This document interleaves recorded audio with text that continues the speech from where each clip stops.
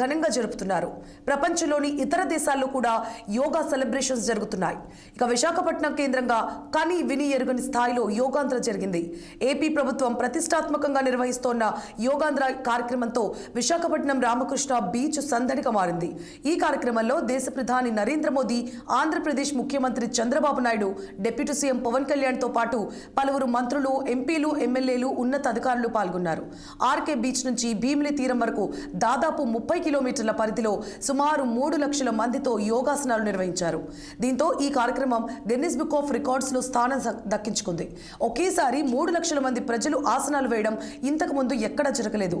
ఇంతకు ముందు సూరత్ లో 1.5 లక్షల మంది ఒకేసారి యోగాసనాలు వేసి రికార్డు సృష్టించారు. ఆ రికార్డును తాజాగా విశాఖ యోగాంధ్ర కార్యక్రమం దాటిసింది. సూరత్ రికార్డును అధిగమించడంతో ప్రభుత్వ వర్గాల్లో ఆనందం వెల్లివిరుస్తోంది. ఇదే అంశానికి సంబంధించి యోగా గురువులు డాక్టర్ సరోజినితో మా ఉత్తరాంధ్ర ప్రతినిధి కీర్తి కన్నబాబు ఫేస్ టు ఫేస్. భారతదేశం వైపు యావత్ ప్రపంచం చూసే విధంగా విశాఖ అయితే వేదిక అయిందని చెప్పాలి. ఏదైతే 11వ యోగా దినోత్సవం పురస్కరించుకొని ఇప్పటికే నరేంద్ర మోడీతో పాటు కూడా ఆంధ్రప్రదేశ్ సీఎం చంద్రబాబు నాయుడు, అలాగే డిప్యూటీ సీఎం పవన్ కళ్యాణ్ తో పాటు కూడా నారా లోకేష్ అయితే ఈ కార్యక్రమంలో పాల్గొన్నారు. సుమారుగా విశాఖపట్నం ఆర్కే బీచ్ నుంచి భీమిలి వరకు కూడా పెద్ద ఎత్తున సుమారుగా 5 లక్షల మంది పైచిలకు ఈ యోగా కార్యక్రమంలో పాల్గొనడానికి ప్రభుత్వం అయితే, ఈ కూటమి ప్రభుత్వం అన్ని రకాల ఏర్పాట్లు అయితే చేసింది. ప్రస్తుతం మనతో పాటు మాట్లాడడానికి యోగా గురువులు, యోగాలో అత్యంత ప్రసిద్ధిగాంచినటువంటి వ్యక్తులు మనతో ఉన్నారు. వాళ్ళ మాటల్లోనే కొన్ని విషయాలు అడిగి తెలుసుకునే ప్రయత్నం చేద్దాం. మేడం నమస్తే అండి. చెప్పండి, ప్రధానంగా ఈ రోజు ఏమనిపించింది మేడం మీకు ఈ యొక్క యోగాంధ్రప్రదేశ్ చూసిన తర్వాత మీకు ఏమనిపించింది? ఇది ఒక అద్భుతమైన కార్యక్రమం. ఇంకా మనం ఎప్పుడు ఇలాంటి కార్యక్రమం చూడలేము కూడా, ఎవరు చేయలేరు కూడా. ఎందుకంటే ఒకేసారి 2 కోట్ల మందికి పైగా ఒకే టైంలో ఒకే శ్వాస మనం అందరం తీసుకున్నాం. ఇది చాలా చాలా చాలా సంతోషదిగ్గ విషయం. ఇది అక్కడ నుంచి మనకి ముఖ్యంగా మనందరం కూడా మనం కృతజ్ఞత తెలపాలి. మన ప్రధానమంత్రి నరేంద్ర మోడీ గారికి, అలాగే మన ముఖ్యమంత్రి గారు చంద్రబాబు నాయుడు గారికి ఇలాంటి ఇంత అవకాశం మన అందరికీ కూడా కల్పించినందుకు. అలాగే ఆరోగ్యం అనేది చాలా ఇంపార్టెంట్. అది శారీరకంగా ఆరోగ్యంగా ఉంటేనే మనం మానసికంగా ఆరోగ్యంగా ఉంటాం. కాబట్టి యోగాని మీ జీవితంలో ఒక భాగంగా చేసుకోవాలని చెప్పి ఈ నెల రోజుల నుంచి అన్ని వర్గాలకు కూడా వాళ్ళ హృదయాల్లోకి వెళ్ళిపోయారు. అంటే ఇప్పటి వరకు చేసింది ఒక ఎత్తు, ఒక అవగాహన, ఇది చెయ్యాలి అని ఒక వేవ్ నడిచింది.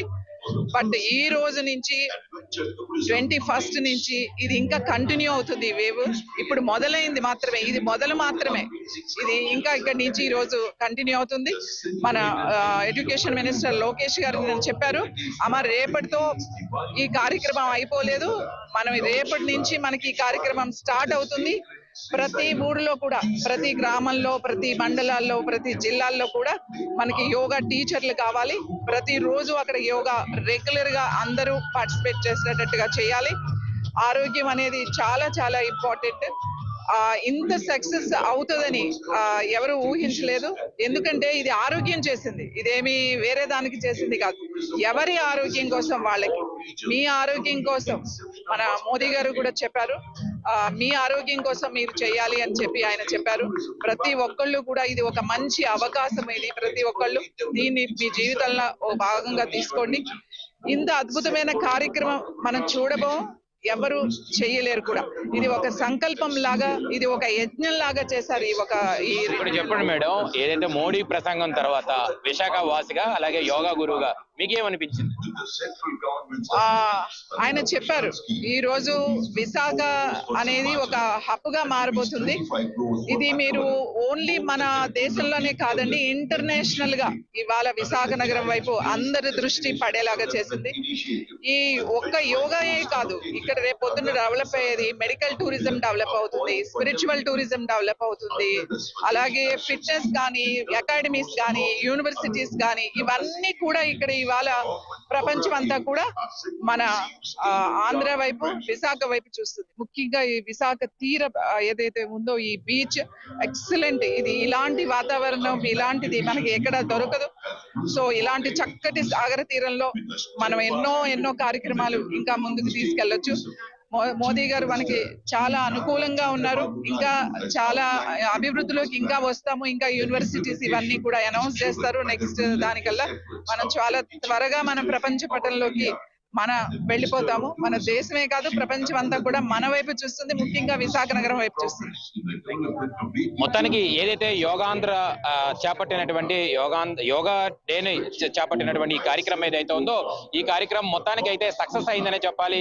విశాఖ ఆర్కే బీచ్ నుంచి పెద్ద ఎత్తున విశాఖ భీమిలి వరకు కూడా సుమారుగా 5 లక్షల పైచులకు అధికార గణాంకం చెప్తున్నటువంటి నేపథ్యంలో 5 లక్షల పైచులకు ఇక్కడ ఉన్నటువంటి ఆ వాతావరణం ఏదైతే ఉందో చాలా సంతోషమైనటువంటి వాతావరణంలో గడిపారని చెప్పాలి. మోడీ సైతం కామన్ మ్యాన్ తో పాటు కూడా యోగాసనాలు చేసినటువంటి పరిస్థితి ఉంది. అలాగే ఈ కార్యక్రమంలో ముఖ్య అతిథులుగా నరేంద్ర మోడీతో పాటు కూడా ఆంధ్రప్రదేశ్ సీఎం, అలాగే డిప్యూటీ సీఎం అయినటువంటి పవన్ కళ్యాణ్, నారా లోకేష్లతో పాటు కూడా అంగులపూడి అనితతో పాటు కూడా మిగిలిన మంత్రులందరూ కూడా ఈ సభలో పాల్గొనడం జరిగింది. అదే విధంగా చూసుకుంటే కనుక ఎమ్మెల్యేలు, ఎంపీలు కూడా పెద్ద ఎత్తున ఈ కార్యక్రమంలో పాల్గొన్నారు. వేలాది మంది నుంచి విఐపీస్ కూడా ఈ కార్యక్రమంలో పాల్గొనేటువంటి పరిస్థితి ఉంది. ఆర్కే బీచ్ నుంచి భీమిలి వరకు కూడా సుమారుగా 5 లక్షల పైచిలకు రాష్ట్రంలో నలుమూలల నుంచి విశాఖ జిల్లా వ్యాప్తంగా ఉన్నటువంటి అన్ని ప్రాంతాలకి కూడా చేరుకున్నటువంటి పరిస్థితి ఉంది. యోగాంధ్రప్రదేశ్ గా ఏదైతే కూటమి ప్రభుత్వం ఏర్పాటు చేసిందో ఈ యొక్క కార్యక్రమాన్ని దిగ్విజయంగా సక్సెస్ చేసినందుకు ఏపీ కూటమి ప్రభుత్వం ప్రజలందరికీ కూడా ప్రత్యేకమైనటువంటి ధన్యవాదాలు కూడా తెలిపినటువంటి పరిస్థితి మనం చూసాం. ఏదేమైనప్పటికీ కూడా విశాఖ వేదికగా గిన్నీస్ బుక్ ఆఫ్ వరల్డ్ రికార్డులు సాధించినందుకు గాను ఇప్పటికే పలువురు ప్రశంసలు కూడా పొందుతున్నటువంటి పరిస్థితి కనబడుతుంది. కెమెరామ్యాన్